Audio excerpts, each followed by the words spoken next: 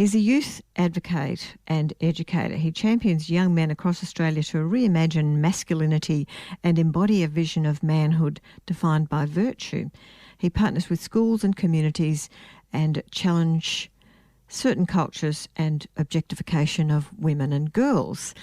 So he's a former health professional. Now, let's just talk about that. So welcome to the studio, Daniel Principe. Is that correct? Daniel Principe, yeah. Thank you so much. It's great to be here. What a sweet little song, and now you've got me to talk about some pretty confronting topics. Yeah, so you were working for, what was the group of people you were I was working for an organisation called Collective Shout, and prior to that I worked in government and health, doing a lot of advocacy in that space around wellbeing, mental health, marginalised groups, and now I predominantly work with boys, championing them to be their best selves in a culture that I think makes it pretty hard for them to be their best. And what brought you to this place already? Oh, well, that's a great question. Well, what brought me? I guess for me it was like a lot of people, we bring our own stories. We bring our own, internal experiences of ourselves, of our identity, of how we experience being a young man growing up in the world. Yeah. Some of the really wonderful things about male solidarity, and then some of the really challenging things about going to an all-boys school and feeling quite on the outer because I wasn't like a lot of the other guys, or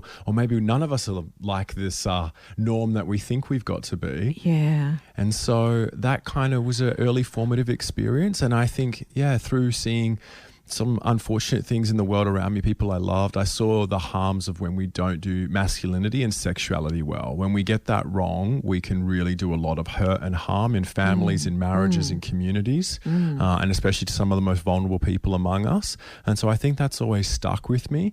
And now it's like, how do we give expression to the good things? How do we give expression to what it is to be a healthy young man and to have healthy relationships and to have purpose and vision? And so, that's the privileged work I get to do all across Australia. So what was your background in health profession? I studied as a physio, and then I did a postgrad in media and PR, and I was particularly interested in propaganda. Wow. In propaganda? Yeah, I love considering how I've been shaped, but all of us are shaped by the messages we imbibe around us, intentionally, indirectly, directly. And I guess for me, when it comes back to the core topics I touch on, like they cut to who we are. They're significant. Some people, depending on their beliefs, would say they're pretty sacred, how we think about men, women, sex, relationships, intimacy, love, respect, consent. Like they're weighty. And so how we're formed to think about these things really matters. It's going to set us up to thrive in our relationships or potentially to harm ourselves and harm others. The boys' school, I found that interesting because my kids went to an all-boys school, but I made sure they went to a co-ed as a primary because I had read that boys do better academically when they're just boys in there. But how have you found that?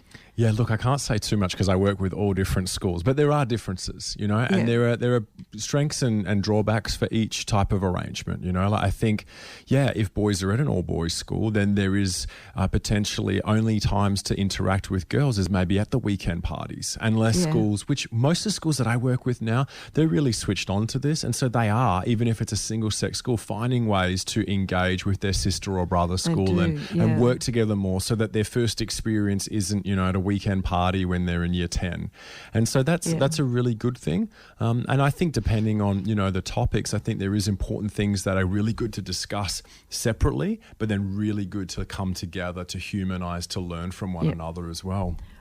Okay, and you travel all around Australia. How did you get this work, from Perth, Western Australia? You were working in Queensland, I think? When we last spoke, So I moved to Sydney to do my postgrad in 2015. And I guess I've really enjoyed living on that side of the country, meeting people, and really privileged through Collective Shout to have given me an opportunity in my previous role to advocate, to be a youth advocate and educator. And that was I think just a coming together of, my studies, my interests, my own personal story. And then obviously being so grateful to have people who say, no, we wanted to back, a youngish man engaging with boys and young men in this space. Great. Okay. Boys can count on you for information and the elephant in the room. So the elephant in the room is that a lot of what you talk about with boys, but obviously you don't start off that subject there, is pornography. Yeah. And how young men think that that's what is normal. That's right. So if you're feeling a little bit awkward with this subject, You know, this is out there. And so Daniel's actually talking to young men about this and changing lives across Australia. Yeah, I'm conscious of listeners, and everybody brings their own experience to the table, and I know that this can be a bit confronting. I was exposed to pornography when I was 11 years old. I wasn't searching for it. I didn't have any awareness about sex or bodies or respectful relationships or anything. This was my first kind of template in a sense. And the question that I just ask is, in a world where it's obviously so accessible, there's no barriers, and the average age of exposure for boys is 11 and getting younger. Really? What are they learning? Where does it come from? It's everywhere. It comes from predominantly overseas, but it's... So they get it online first? Or? Online, yeah. And there's links, there's so much to touch on. So it's not even about, is a young person curious? Because I want to affirm it's normal to be at age appropriate stages curious about sex and bodies and where do babies come from. And we've all got those questions. And it's just, are we going to get healthy and quality information, or are you going to get harmful information? And so it's not about shaming people who are curious, and young boys, young girls, young people who are trying to make sense of their own desires and their own growing attractions to people or curiosity about sex. It's just porn is completely failing to equip them to understand healthy sex, respect, consent, these sorts of things. And so if the average age is so young, and one stat that I often quote is if 20% of young boys, as in teenage boys, are looking at pornography every single day, which is increasingly, quite violent and sexist and racist, what are they learning? And so they think this is normal. And if that's what you think is normal and how to treat people in a sexual scenario, it kind of doesn't surprise me as much as it saddens me to see the rates of child-on-child sexual assault. And there was a recent news this week that said that is the growth, that there's less adult-on-child, but the biggest proportion is now child-on-child or teen-on-teen sexual assault. And this isn't innate to young people. It's a classic, they're seeing something and they're acting out. And so this is a crisis. I'm just wondering about how much this might be. I interviewed a woman, this was a few years ago, Ezra, and she's written a song called Grooming.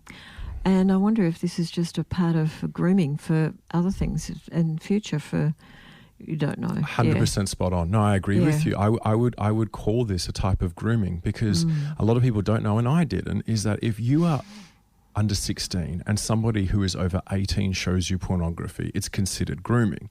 Now, that's if it's an individual that does it, right? And that's the Crimes Act of 1900.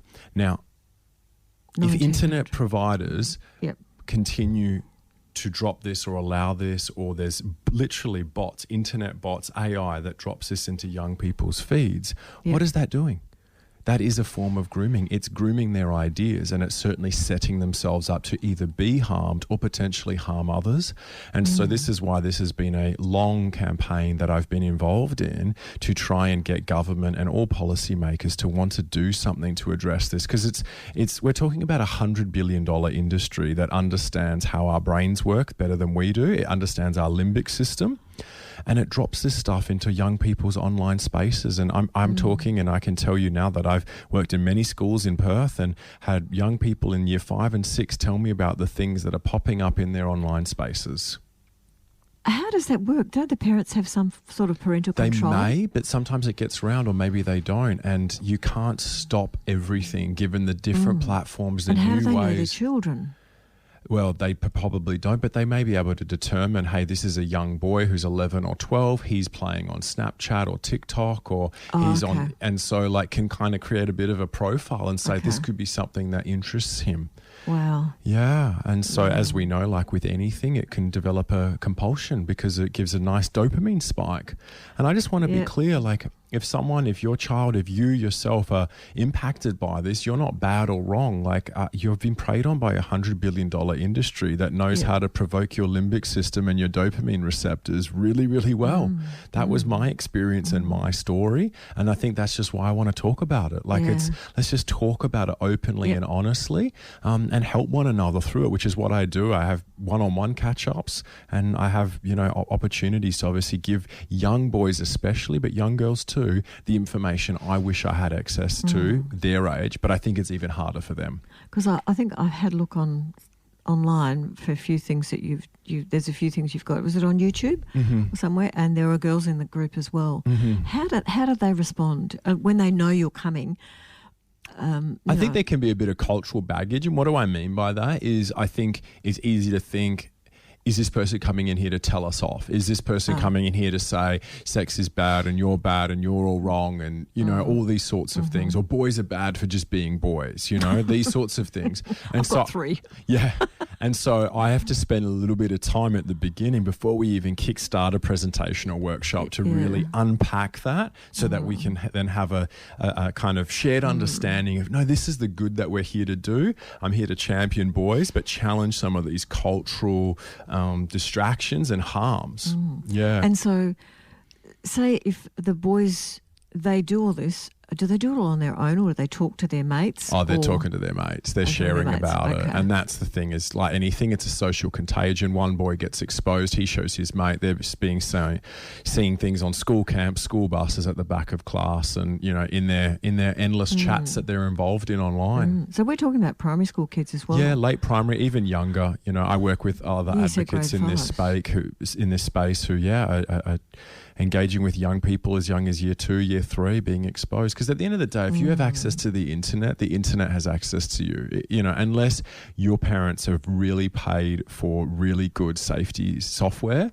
And even then, you can't control what happens at other people's houses. I've had the most conscientious, most wonderful, switched-on mums and dads come up to me saying, look, we did everything we could in our home. We weren't expecting our 9-year-old daughter to go to a play date at someone else's and have an iPad that had no protection on it, and next thing they've been exposed. So you can only do so much in your space. Yeah, a good warning for everybody, all parents, and that's to take responsibility. It's a collective effort, It's not just on one great mum or one great dad or a great, parents. It's like it's all of us need to support each other in these endeavours. And that's also why I've been advocating with Collective Shout politically to obviously push for age verification, And so what about, have you ever come across some parents that say, this is okay? Very rarely. I don't think there'd be too many parents who would say, yes, I want my children to be exposed to pornography. I think you'd be very worried if that was their disposition, and maybe they hold it, but they're too scared to say that. Obviously, amongst adults, there's adults that make that case, but, I can give you many stats here about what the associated correlation harms are with porn consumption and relational satisfaction for adults, but the risk factors especially for young people who obviously are having their templates shaped. The academics in this space, they call it your sexual script, which is just a fancy way of saying how you understand sex to occur between persons. And so, the research suggests that porn consumption is associated with all sorts of things from increased acceptance of sexual violence, increased desire to sexually assault, all these sorts of things. So, which shouldn't really surprise us given the message of the medium. Okay. So my guest in the studio, I'm Wild Honey and I'm Mary-Lucille, is Daniel Principe. And Daniel is talking to us about what he's been doing over the last few years, teaching boys and girls actually, all about being a man, being masculine and not... we had a bit of a chat then, but I was concentrating on what I was doing with all these other little things, sponsors. So... tell us about what I asked you about the media, and when you were studying media, did you find that there was anything there, or they were, I don't know. Yeah, media is an interesting thing. Like with everything, it can be a force for good. And so, my work, just to clarify, with young people is like talking to them about respectful relationships, challenging unhealthy stereotypes and exploring what would it look like if we could form connections built on empathy and respect. And to go back to the media, like the consumption of it, especially social media, is showing that it erodes our capacity for empathy. It erodes our capacity to really connect. And it's not only the actual medium itself, like staring at a screen or only doing text and therefore not seeing another person's face, not reading their body language, not being in tune with them, but it's also the nature of how we interact and the kinds of things that are shared and exchanged. And so that's probably my biggest concern, is like, how do we ensure young people spend more time actually hanging with their friends? So a great academic called Jean Twenge, who wrote iGen, has some brilliant insights about how the more that young people actually interact with their friends in real life is such a predictor for their well-being and mental health. Okay. Yeah. And do you think schools are promoting more of that, or? I think we need to, but it's tough because there's so much going to computers and screens for grading and marking and submitting assignments, and there's things, and I get it. You're meeting young people where they're at, so they'll do projects where they're using their computers or making things on video, and I'm all for that. It's a tool that can be used for good, but I think it's just tempering it by saying, like, and I say this, I'm a big advocate of, like, how do we cultivate soft skills? Like, how do we cultivate the things that we actually need to form decent, stable human relationships and society, to be honest? Like, and that's something that we should be guided into through home, through parents, through our communities, through our schooling. And so, I think that we need a kind of almost cultural renaissance of that, of soft skills. Lots to think about. And what about their telephones? I mean, there's some schools have banned phones from schools. It's great. All for it. Yeah. All for it. There's no good reason to need phones during a school day unless there's a particularly specific project, which is great. So do it for that. But there is just no reason. If there's an emergency, someone can call school, call home. Well, that's what they used to do. That's right. And so I remember being out in regional New South Wales at a few state schools there where they'd implemented this, and they had these, and I'm not going to mention the name because I'm promoting it, but they had these pouches, right, that you put your phone in and you couldn't access it. And the principal said afterwards that when they implemented that, there was less bullying, there was less distractions, there was way more class time because the teachers weren't having to wrangle phones. And get this, shock horror, he's like, you could hear play in the playground because not everybody was staring at them. Yeah, that's right. Again, I'm not saying that it delivered us into some utopia, but it was such a profound and yet obviously so simple observation that taking the phones off them meant that there was actually play in the playground and you could hear noise and chatter. But where I've taken heart, especially over the last probably 18 months in the advocacy space, is I remember mainstream media and certain, I won't name names, but would give me a harder time, or there'd be more pushback when you talked about these issues. Whereas I was recently interviewed last year in Sydney from a particular host who had given my colleague a really hard time previously on these topics. And there's been a shift. And so I didn't have to make the case that pornography is harmful, that the stereotypes contained in it are harmful, that this is doing harm to individuals and relationships. It was in 5 years, it had gone from you need to make that argument and make that case to, oh, well, that's obvious, like that's a given, it's documented, there's so much research, and just the anecdotal stories that just continue to flood, the internet, counsellors' offices, et cetera, et cetera. And so it was more like, well, what can we do? So that for me is where I have hope, is I've seen such a shift that's like, I'm like kind of gearing up to especially mainstream media to really make the case and drop all these stats in the latest research. Whereas now it's like, we know it's harmful and we know it's not setting people up. How do we actually respond in a more therapeutic way that helps people navigate what is being referred to as like a drug because of how it impacts brains? That's one question I had here. You've been interviewed by the ABC, I've got down here, but also I wanted to touch on this. SBS have a lot of things that really I find, they're not too late at night, but they're totally inappropriate to have on television. I don't know how they're allowed to do that. And that's funded by us, taxpayers. It's quite extraordinary, isn't it? Yeah. It is. I was amazed that they had me on their show on SBS Insight and they didn't give me too much pushback. You were on Insight. Yeah. Okay. And it was extraordinary because I think, so the whole program is on that subject, was it? And you were one of we were talking about consent, sex, and I obviously brought my porn critical framework to it all, looking at how porn is harmful. And do you know what? People joined me in the chorus. There was a beautiful young gay man who said how it had harmed and groomed him. There was a sex therapist who also recognised the harms of it in shaping sexual scripts. So again, I went into that show thinking, I'm going to have a fight on my hands here to make this case. No, there was no pushback. How long ago was that?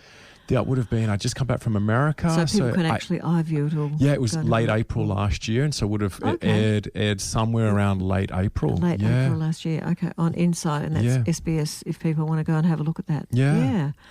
Wow, so they can see your lovely young face, your bubbly face with your bright sparkling eyes. Oh, that's very kind. Yeah, still hasn't worn me down the work. I'm very much hopeful, you know. And and on that note, so like why I said I've seen a shift, and this is why I'm hopeful, is usually when I speak to young people and I ask them, you know, has someone given you this quality information before? Has someone actually, not in a judgy way, but in a, here's some facts, here's some science, here's some stories, this is what thousands of other young people are telling me. Has anyone told you this?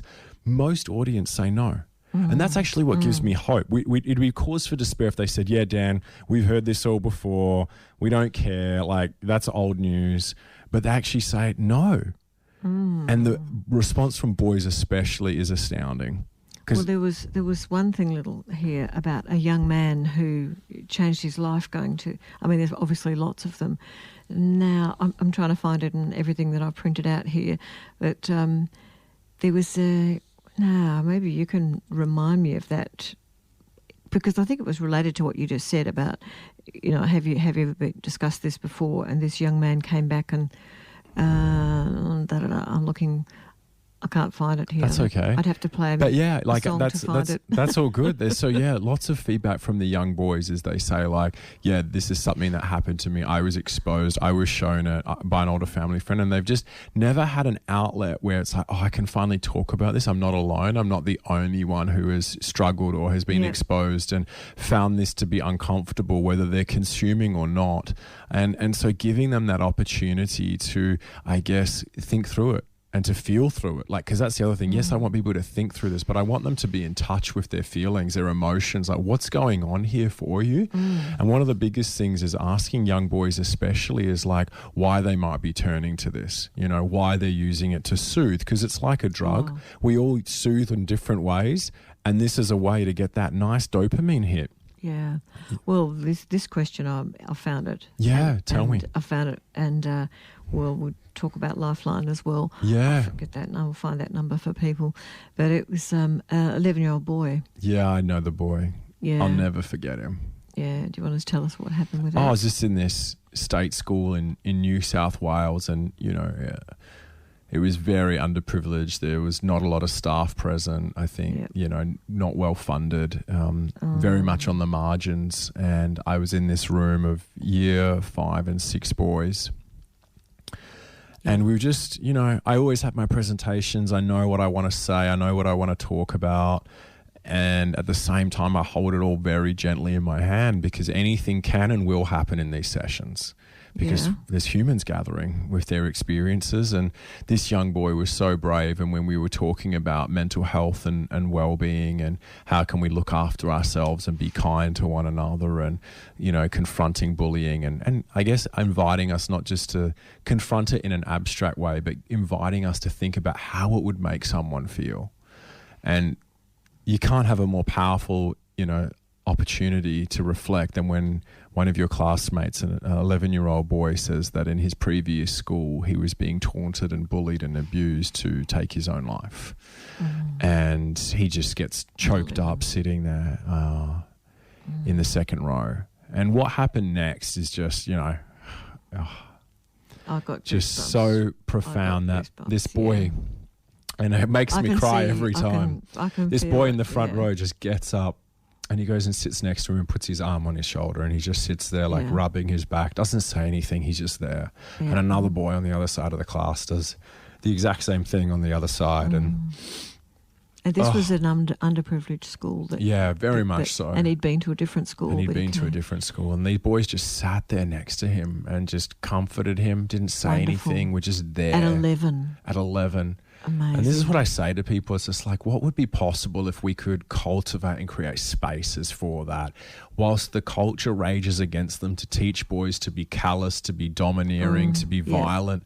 You know, that's not their nature. That's not who they are. So what would it actually look like if we continue to create spaces for that? It won't be that exact moment, but I've seen similar moments thousands of times where I've just got to see the best and the most beautiful elements of young men showing courage, because that takes courage. That's not just being caring. It took courage to get out of your seat, to be that first boy who is like, no, it matters more that I go and actually show this young man I care for him than worry about what's anybody going to think if I get up and put my arm around his shoulder. Like, that's courage. Yeah. And so I just love that. And I think we need to, encourage that and champion that in young boys and to help them see that, like, not only is that good, it's good for them. Like, it's a beautiful thing for them to embody these masculine traits that I think have been neglected, that they can, which is just what it is to be a good human. It's not just masculine or feminine. I kind of don't buy into, but it's just what is a good human, and can we integrate that into our vision of what it is to be a good man? Yeah. Wow. So if this has brought anything up for anyone out there listening to this, you can also call Lifeline 131114. But, okay, so that was an all-boys thing? There weren't any girls there? Yeah, I was just talking to boys, but it was a co-ed state school. It was. Yeah, and it was a room of about 20 or 30 young boys. So how do the girls react to this? Do you talk to them together or sometimes we together? do, and yeah, a lot of the time we prefer to start separate, because I think it just creates a space where they feel more comfortable to share, and they express that. Look, we'll respect everybody's wishes, but the kind of best practice and the anecdotal evidence is we all want our own spaces to talk. And for the girls, it's very much more unpacking how a lot of the ideas about where to find their value and the stereotypes are still pretty limited. And instead of being a 1950s housewife, it's kind of become you got to be this sexualized current version of what's hot, vision of a woman, or you're nothing. So unless you conform to what's hot right now, you have no value. Now, I obviously don't believe that, but that's what's kind of is kind of espoused through social media and sexualized media. And so no surprises that young girls aren't faring too well when it comes to body image and mental health and safety in their relationships. Well, I do notice that there's a lot more magazines, and even on television now, people advertise them. They have women who are bigger sizes. Yeah. And all shapes. And that's great. We've seen a good shift in that. We've seen a good shift in that finally. But I think there's still a lot to be done. And when you still have the backdrop of $100 billion horrific porn industry, those things on the surface still don't cut through enough, given what they're being taught is their value.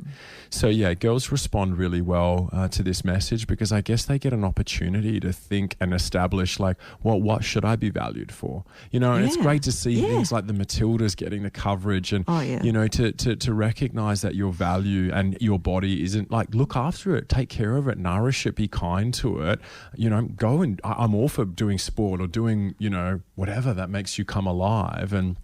But it's not purely in just how you look, that there's so many other things to find our value and our acceptance in. And so I think that is such an important message, and a message that sadly you wouldn't think in 2024 we have to retell again very, very emphatically, that, hey guys, there is so much more to us all than just how we look, and so yeah. I know somebody told me this years ago that he made sure when his children reached puberty that they did a lot of sport, because that took their focus off a lot of other things that could have impacted them.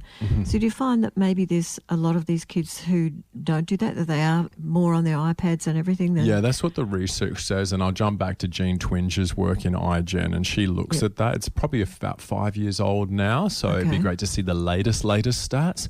But yeah, young people do much better when they are involved in other things. It's that face-to-face, human-to-human contact, and it doesn't have to look like all boys playing footy, but whatever it looks like for them to play, for them to learn, to do teamwork, to grow in their own confidence of mastering a new skill, music, art, drama, whatever that looks like. I just think it's really important to give young people an opportunity to find what they're good at, what they're drawn to, and to thrive in it, because I think it develops a healthy sense of confidence and a sense of mastery, and we all need that, I'm always picking up new things, to try and... I would encourage everybody to take up drama. Yeah. Because if you get a certain, like I remember I did a bit of acting some 10 more years ago, and they used to give me these roles of an angry woman.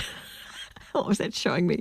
Because as a child, I wasn't allowed to be angry. We weren't allowed to. Going to a Catholic school, Catholic parents, you can't be angry. And yet I've been in relationships where the father would be yelling at his daughter and she'd be yelling at him.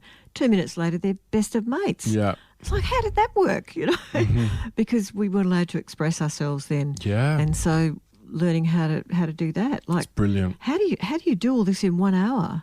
I asked for about 90 minutes, and that's for an introductory presentation. Yeah. And so, we start by having a conversation about my story, and then we look at understanding and acknowledging that young people have challenges no other generation has faced. And for those listening, I imagine that there'd be, potentially parents, grandparents, older siblings, we can't start by just judging behavior. We have to start with, hey, young people are growing up in a culture that no other generation has faced. Smartphones, social media, sexualized media, all at a click of a button. And if we don't help them navigate it, then we can't expect them to make good decisions or healthier decisions. And so for me, it has to start with empathy from the adults in the room to say, hey, this is something we didn't have to face, so we have to support them through it. And not doing this in a judgy or reactionary way, and kind of, in a sense, bracing ourselves with a bit of a stoic approach that sadly this is the world they're in. So what can we do about it? How can we respond gently, wisely, even if we are saddened or panicked about what may be going on in their lives or in their online lives, to actually respond well with what I call just gracious curiosity. And sometimes, don't go and ask your 12-year-old, 13-year-old boy, have you been looking at pornography? But, there could be a teachable moment on the radio, on the TV, or in a TV show, that could invite a question, or they might be reporting, or you could ask, what are your friends at school saying about topic X or something that's trending? And I find those are really good moments to listen. And car rides or going for walks, rather than the face-to-face looking at each other, it could be easier, meeting someone where they're at. And, the research that I've seen says that young people do want to have these conversations with their parents, but they're not going to necessarily initiate it. No. And so young people also want to talk to their parents. There was research from, I think, ACU that said that their first point of call is their parents if something's not going well in their lives. And so I think let's not neglect that parents and caregivers have such a profound role to play in helping young people navigate these times, and parents need support too. And happy to obviously have my details shared if you have any listeners who want to get in touch or ask any direct personal questions. James Bond, that was Adele with Skyfall. But, there's a lot of stereotypes in that. So my guest in the studio is Daniel Principe, and Daniel is a youth advocate and educator. So how do you find the Bond movies? What do you think? I'm such a terrible person to ask because I don't really watch the Bond movies, but I understand the stereotype. And like with everything, and this is where my tagline has been reimagine masculinity, because it's not to say do away with the old. Reimagine masculinity. I like that. And it's not to say that everything new is good either. I think there's a sense of, if we are to think critically and think well and think through a lens that says, what does a healthy man look like? What is a good man versus a real man? Which I think is a really interesting question to ask. When you say be a real man, what does that conjure up versus be a good man? It conjures up very different things. And so for me, it's looking at, what are the things of the past that are timeless? So, because the ideas around masculinity, the Greek word Latin word ver is where we get virtus, virtue from. And so to be a man was to be virtuous. And those are things like courage and self-control and wisdom and justice and love and honor. And those are always in vogue. They are always good things for us to embody. And at the same time, there's a sense of, can we integrate things like meekness and gentleness and kindness and empathy and compassion and service, those sorts of things as well. And I think there's a clear thread throughout history that these are things that are good and good for us. And so, that's kind of my approach to how I see, what it is to be a good man. I did a lot of access consciousness some years ago, and one of the things that he talked about there, Gary Douglas mentioned, that men are actually the nurturers and women are the warriors. They're the warriors, as in W-A-R, not W-O-R. And they're the ones that want to go out there and conquer the world. But the men are actually the nurturers. And, when you see men with their children, and they're just so playful and gentle with them. It's beautiful to see that change from the mother doing all of that nurturing and then the father just being the breadwinner. Yeah, I think it's both, and I think that's the beauty, the tension, it is, to embody it. Yeah, there's a place for us to be warriors, and there's a place for us to be gentle. Yeah. And because we all like a fella to look after us if we're and in nurturing. trouble. Well, just to be able to, I think, and that's for any person, to be strong, but to be gentle, to be strong enough to be gentle. Yeah. So that's embodying the whole masculinity and femininity, I think so. The whole lot. Yeah. So, Daniel, where can people find you? At this stage, just on socials. So they can find me, my name, Daniel Principe, on LinkedIn, on Facebook and on Instagram. If people want to reach out, get in touch, ask any questions, or I'm happy to share any resources that may help people with any of their particular queries, concerns or situations they're facing. Because I can imagine you even talking to grandparents at places like Probus and stuff like that. I talk to anyone, anywhere. So, happy to always have a healthy conversation. Because I think a lot of people live with this naivety that doesn't exist. And once they're aware of it, then maybe they could do something more about it as well. Or even just ask the question when the grandparents are looking up babysitting kids and they're on their iPads the whole time. Grandparents take them out into the garden. But I think grandparents do that anyway. To be upskilled in that and more than anything to model something healthier, to show that there's a healthier way for us to relate to one another romantically, friendships, platonically, it doesn't matter, to model something. So definitely. And so we've got to spell your name correctly so people can find you properly. So it's Principe. Yeah, Principe.